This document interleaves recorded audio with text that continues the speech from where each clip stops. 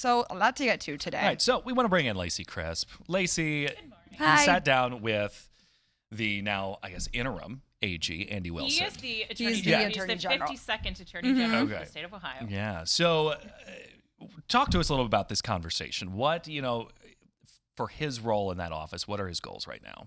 Well, so for anyone who hasn't met Andy Wilson, he's like the Energizer Bunny. He is super energetic.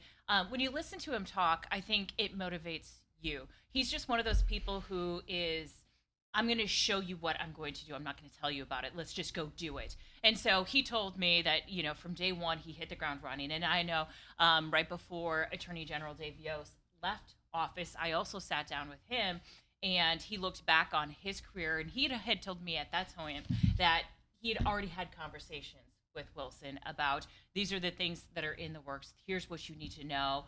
And I know Attorney General Yost was very proud of his work on the HB6 trials. And that's one thing that Andy Wilson is now picking up. He said he's already met with those trial teams a couple of times to make sure that their strategy is on point so that there's not another hung jury, so that they can get a guilty verdict on this next go around. I also asked him about the Pike County cases because that's something that he was a special prosecutor on. And here we are 10 years later, and Billy Wagner still has not gone to trial. And he said that is something that he's still following very closely and that he is going to see that to fruition. And you also talked to him about jury fatigue. So I asked him about how the state of Ohio handles officer-involved murder cases, because here in Franklin County, I personally have covered 6 in the last 5 years. And we have another one pending with Ricky Anderson, a Columbus police officer. And that has been pushed down the road because we've had so many of these trials just in the last couple of years. We just finished up with Jason Meade. We had Coy and Grubb not long ago. And so you have to take from such a small jury pool because of you can't have too much media publicity. The jurors can't know too much about the trial or have already formed an opinion. So when you have a saturation of all these trials, I asked him if there's something that we need to be doing differently, if these cases need to be handled differently. And he said that he would be open for the legislature to kind of take a look at things like jury instructions and how these cases are handled. But he also said, especially when we're talking about the Pike County case and the Billy Wagner case, that he thinks these cases should be tried in the area in which they happen. He said it's the same culture, same mindset. You want the people of like mind to decide your peers. All right, let's take a listen at kind of what he had to say about that. When we talk about jury fatigue here in Franklin County in the last 5 years, we've had 6 murder trials for police officers. We have another one that's on hold. What do you hope happens there? Because I think Mark and Caitlin, the defense attorneys, have kind of pushed it off because there's so much jury fatigue because of these officer-involved trials. Look, the BCI has put together their officer-involved investigation unit. They are doing a lot of work in turning these cases around.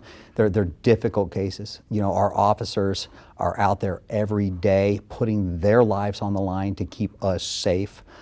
We put them in incredibly difficult situations where they had to make split-second decisions of life or death. So it's very difficult in dealing with these cases. They take a lot of resources, take a lot of effort, and each case has to be judged on individual merits, though, and investigated on its individual facts. So we need to make sure we're doing thorough investigations, and ultimately we need to make sure, again, that our law enforcement officers who are out there in these tough situations feel supported.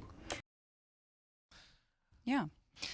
So you also talked to him just about he's not going to be in this position for very long, correct? Right. Yeah, 7 months. So why did he want to do this? I asked him that because I think it's interesting, because who would want to go into a role that he Right. can't run? It's already too late for him, to put his name in. And he said he wants the challenge.